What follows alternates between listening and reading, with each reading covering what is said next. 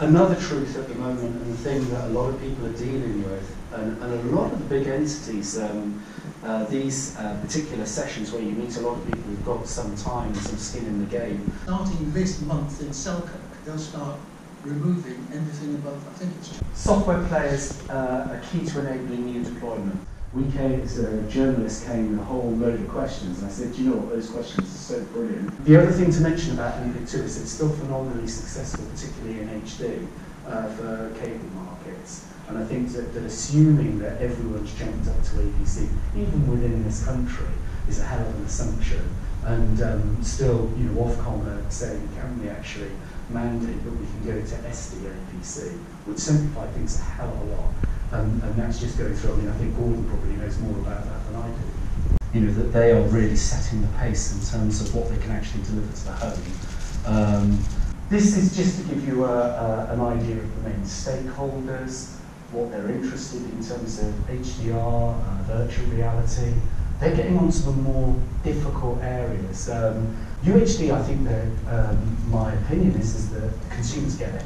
And sooner or later, in the next 3-4 years, you're going to go down and it's going to be a difficult decision actually finding an HD set. Most people are buying it, and it's setting the expectation for us to deliver UHD services to replace the HD services. So the buying public gets it. It's whether we as broadcast manufacturers can actually deliver, and specifically for live, and that's a challenge and a test for blogs. Because you're of a generation that I can talk to where Craig Charles in Red Dwarf shows exactly what the prospects are for virtual reality.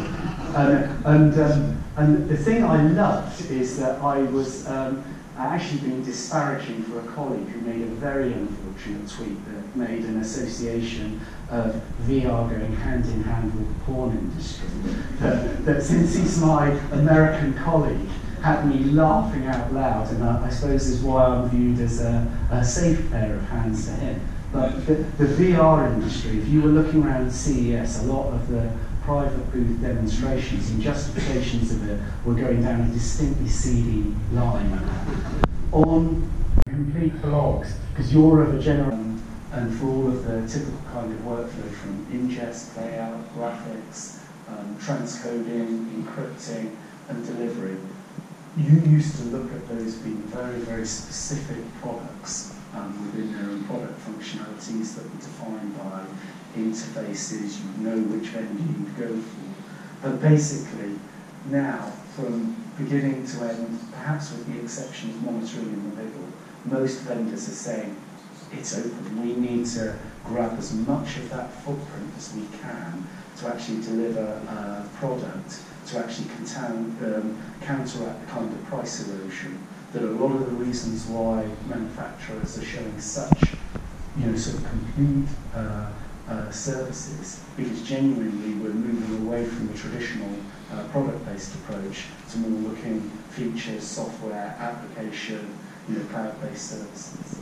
Being associated with the cloud, because most of that was about how their staff actually dealt with their own personal security, and you know how they actually facilitated bots, the recruitment of a number of gang machines, how sophisticated a lot of these cyber attacks are, in the fact that they're multi-stage, so they first of all recruit numerous machines, knock out the antivirus, establish comms back there, and often the poor individual who makes the mistake of clicking on the link and actually establishing them to get a foothold is just making a fundamental error in terms of introducing it. But if you want to look at an interesting area, you look at the security area with them.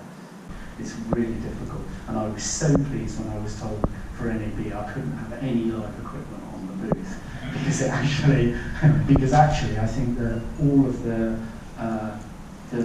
metadata parsing can be done, but it's getting frighteningly complex, and there are a lot of issues for 70 dB to run through, and even for one instance, I'm pleased I proved I did it, I learned a hell of a lot about doing, you know, grading, about passing things on, about the scaling and the rendition on different screens. Some things you don't want to do again, and you particularly don't want to do it again when there aren't any standard on a couple of slides, but I will get on to screen technologies after this slide. I've talked about all of the schemes, and basically there are 4 runners and riders for high dynamic range. HDR10, that's if you like your Escort L. It's in everything. You know, it's on your Blu-ray player, it's on your screen. If you buy something that's got HDR on it, it will be HDR10.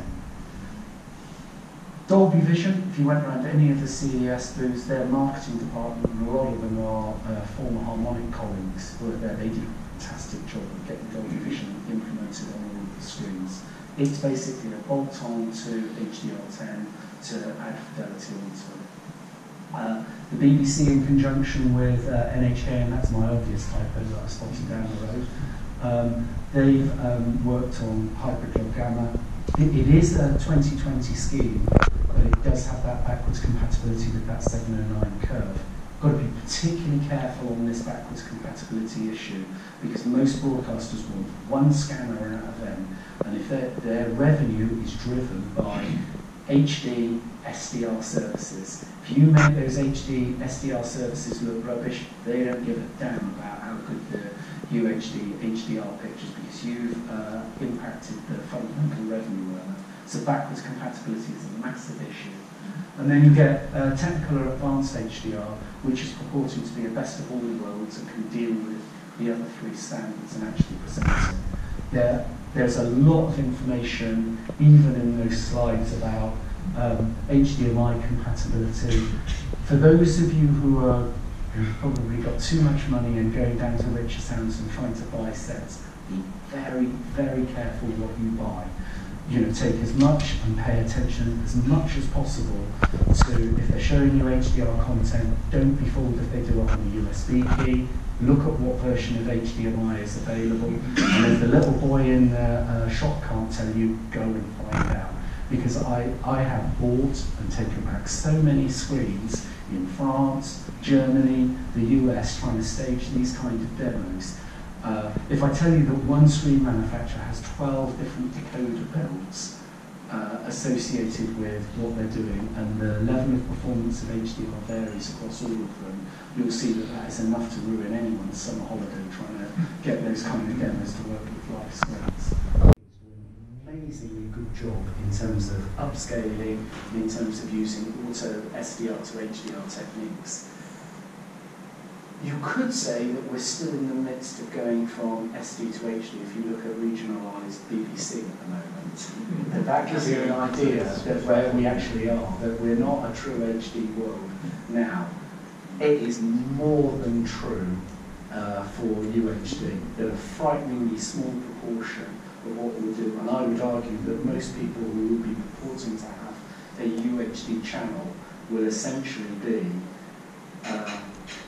remastered 2K assets presented as 4K material with an occasional pop-up of a Super Bowl or 6 stations or something like that for some time yet, because of the complexity of doing this. Which they could have done with a UHD set at home and an HD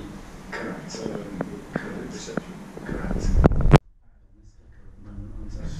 So, but frankly, we're very, very close to the end, and I will shut up talking, because I've very nearly hit my added time.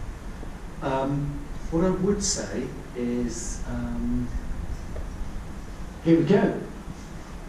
0 to 50 slides in an hour and a half. You didn't even realise that that much material was going ahead, because I thought somebody would take me off at a tangent. Anyways, on the metadata thing, metadata schemes are very, very difficult to handle in workflows, and I think it's yet to be standardised, really, yet to be proved. There are a lot of difficult things going on there, even for audio description being co-typed with video and data. That is massively difficult within workflows. That you imagine escalating that by 10, different scene types, different descriptions, different capture modes, you realise the size and scope of what a lot of what Senti and other people have got far more patience resolving those kind of issues than me.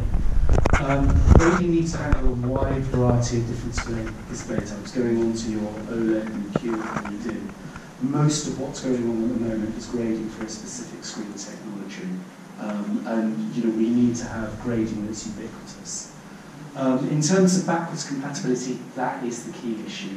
Most of the content is HD, SDR content, and it's as much an issue for legacy content as it is for the existing production infrastructure. Simulcast transmission schemes are not popular, but basically you will not succeed having the best UHD, HDR scanner on a pitch if there is no viable route to go to an HDR, SDR version of it, because you are not representing the vast majority of the paying hunters for that particular service.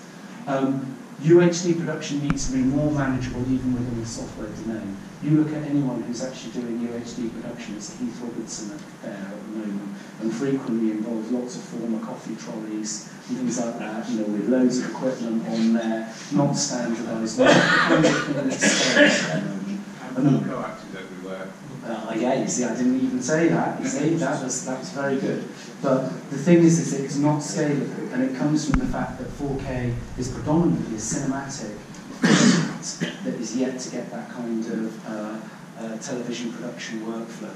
And I think this last thing is that hand in hand with the introduction of UHD services and move towards IP and virtualization.